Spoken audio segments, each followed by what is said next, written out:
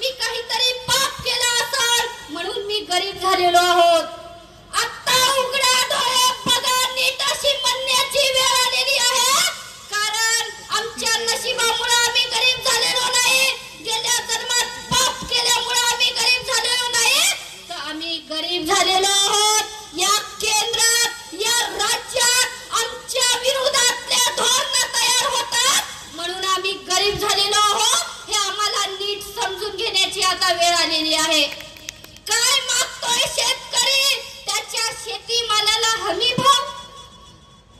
या देशातल्या कोरोना काळामध्ये खरं तर सगळ्यांनी अतिशय चांगल्यापणे उल्लेख केला. मध्ये आम्ही टाळ्या वाजवल्या, कोरोनामध्ये आम्ही टाळ्या वाजवून दिवे लावले, परंतु शेतकऱ्यांचे कायदे केंद्रामध्ये दोन्ही सभागृहामध्ये बदलण्याचं काम या मोदी सरकारने केलेलं आहे. म्हणून या देशातला शेतकरी जागा झाला आणि संपूर्ण दिल्लीचे चारी बॉर्डर त्यांनी बंद केले आणि 13 महिने तिथं लढला. काय झालं त्या शेतकऱ्यांच्या बाबतीत आम्ही विसरणार नाही.